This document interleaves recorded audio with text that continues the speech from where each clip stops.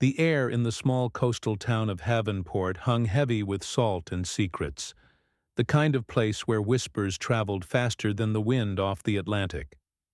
Karoline Leavitt stood at the edge of the pier, her blonde hair whipping across, her face, her sharp green eyes fixed on the horizon. At 32, she was a rising star, a journalist who'd built her name exposing corruption in places people preferred to ignore. Her latest investigation had led her here, to a story that promised to unravel a web of greed stretching from the docks to the courthouse. But now, she was the one caught in the net.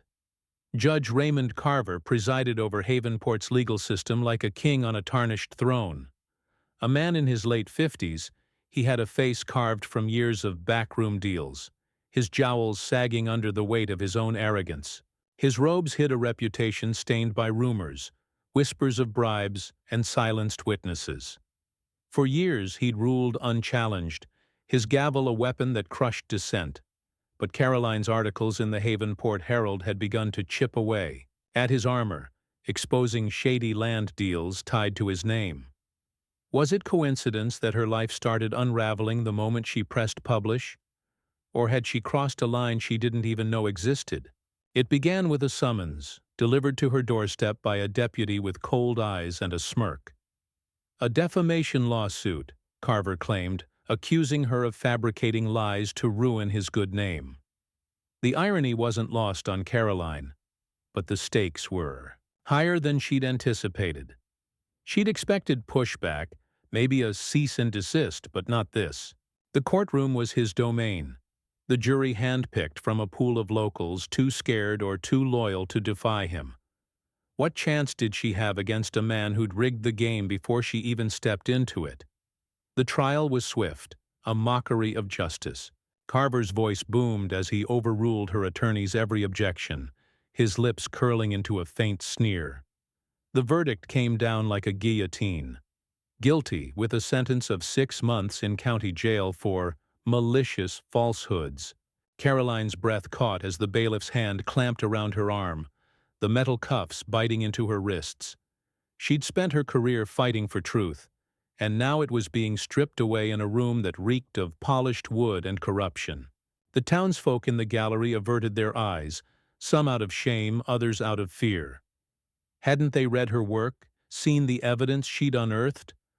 Or did they simply not care, content to let Carver's shadow swallow anyone who dared to challenge him? Her mind raced as she was led out, the clank of the courthouse doors echoing like a death knell. This wasn't just about her anymore. It was about every story she'd ever written, every voice she'd amplified.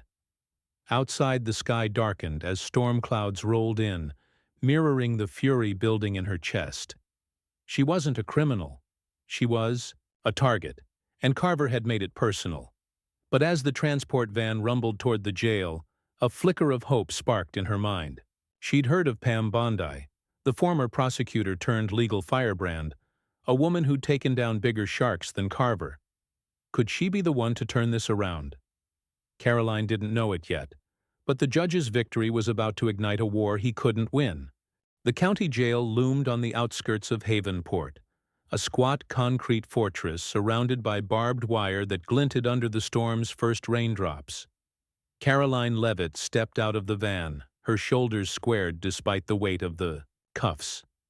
The air smelled of damp earth and despair, and the guards' boots thudded against the gravel as they marched her inside. Her cell was a 6x8 box, its walls stained with the ghosts of past occupants, the cot sagging under a threadbare blanket. She sat, staring at the barred window, the rain streaking down like tears the town refused to shed for her. Days bled into weeks, each one a test of her resolve. The guards treated her with a mix of indifference and disdain, their muttered comments about troublemakers cutting deeper than the cold. Her notepad, her lifeline to the world, had been confiscated, leaving her mind to churn over the injustice. She replayed the trial in her head, Carver's smug face as he'd sentenced her, the jury's blank stares, the evidence she'd gathered, documents linking him to illegal property grabs, sat locked away in her apartment, useless now. She'd been silenced, her voice reduced to echoes in this cage, and the thought gnawed at her. This wasn't just punishment. It was erasure. But Karoline wasn't broken. She scratched tally marks into the wall with a jagged pebble, counting the days, fueling her anger. She overheard whispers from other inmates, tales of Carver's reach extending even here, payoffs ensuring silence or worse. One woman, a wiry figure with haunted eyes, spoke of a brother who'd vanished after testifying against the judge years ago. The story landed like a punch, stoking the fire in Karoline's gut. She began to talk back, her sharp tongue earning her glares from the guards and nods from the others. She wasn't here to fade away. She was here to fight, even if it was just with words for now. Outside, Havenport buzzed with unease. Her arrest had sparked murmurs, a few bold souls questioning Carver's heavy hand. The Havenport Herald ran, a tepid editorial, but her colleagues were too spooked to dig deeper. The judge, meanwhile, leaned back in his leather chair, sipping bourbon in his chambers, confident he'd crushed her. He'd underestimated her spirit, though, and the ripple she'd started. Word of her plight reached beyond the town, carried by a freelance reporter who'd admired her work. That reporter made a call, one that landed on the desk of Pam Bondi. Late one night, as thunder rattled the jail's walls, Karoline paced her cell, her breath fogging in the chill. She didn't know help was coming. Didn't know that miles away, a woman with steel in her spine was poring over her articles, her case file, her life. Pam Bondi's name was a whisper on the wind, a promise of reckoning. For now, Karoline clung to her defiance, her green eyes blazing in the dark. She'd lost her freedom, but not her will, and that was a spark Carver couldn't snuff out. The storm outside was nothing compared to the one brewing, one that would soon crash down on the judge's carefully built empire. The storm had passed, leaving Havenport slick with rain and restless under a gray dawn. Miles away, in a sleek office lined with law books and framed victories, Pam Bondi sat at her desk, her dark hair pulled back, her eyes narrowed on a stack of papers. At 49, she was a force, a former prosecutor whose name carried weight in legal circles, her reputation forged in battles against corruption. The call about Karoline Leavitt had piqued her interest, but the deeper she dug, the more it became personal. She'd seen men like Judge Carver before, power-drunk and untouchable until someone like her came along. Pam spread Karoline's articles across her desk, her fingers tracing the damning lines about Carver's land deals. She cross-referenced them with court records, property deeds, and a tip from an old contact in Havenport's clerk's office. The picture was ugly, a tapestry of bribes, forged signatures, and threats, all woven together by a judge who thought he was above the law. She found a pattern, payments funneled through a shell company, linked to a developer who'd gifted Carver a beachfront estate. It was bold, sloppy even, and Pam's lips curled into a tight smile. He'd gotten lazy, and she'd make him regret it.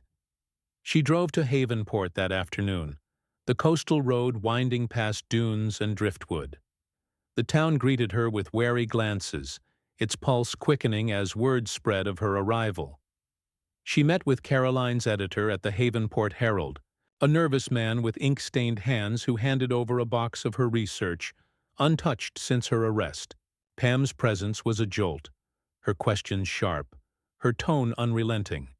She tracked down the freelance reporter who'd tipped her off, a scrappy kid named Eli who'd seen Karoline's fire firsthand. He told her about the jail, the fear in the air, and the judge's stranglehold. Pam listened, her mind already building a case. At the jail, Karoline felt the shift before she saw it. A guard's offhand remark about some lawyer snooping around reached her ears, and her heart thudded. She didn't know who, but she knew it meant something. She stood at her cell's window, the glass fogged with her breath, willing the world to fight back. Pam, meanwhile, requested a meeting with Carver, striding into his chambers with a file under her arm and a glint in her eye. He greeted her with a forced smile, his voice oily. Offering coffee, she declined. "I'm here." "About Karoline Leavitt," she said, cutting through his pleasantries. His jowls twitched, but he waved a hand, dismissing it as a closed case. Pam leaned forward, her voice low. "Closed until I reopen it." The confrontation was brief but electric, Carver's confidence cracking as Pam laid out just enough to unsettle him. A taste of the evidence she'd amassed. She didn't need to shout, her calm was a weapon, each word a jab at his crumbling facade. He blustered, threatened, but she stood firm, promising a motion to overturn Karoline's conviction.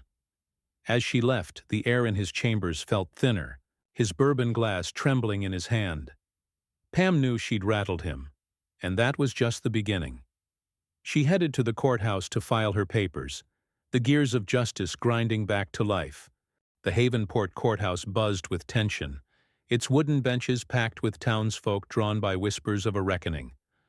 Pam Bondi had filed her motion, and the hearing was set with a speed that left Judge Carver scrambling. He sat at the bench, his robes wrinkled, his face flushed with a mix of fury and dread. Karoline Leavitt was brought in, her wrists free of cuffs now, her green eyes burning as she took her seat beside Pam.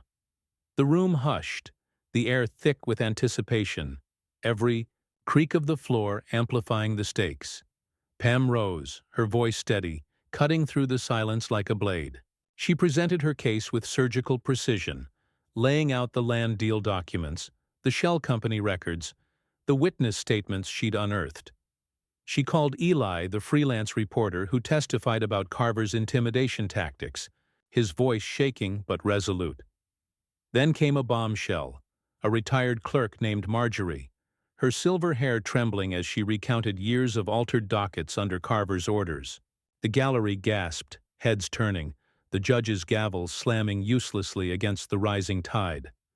Carver interrupted, his tone sharp, accusing Pam of theatrics, but she didn't flinch. She turned to him, her gaze piercing. "The theatrics, Your Honor, are yours. Presiding over a courtroom you've turned into a personal fiefdom." The words landed hard, and he faltered, his authority slipping. Pam pressed on, introducing bank records, a trail of cash from the developer to Carver's accounts, projected on a screen for all to see. The evidence was ironclad, each piece a nail in the coffin of his reign.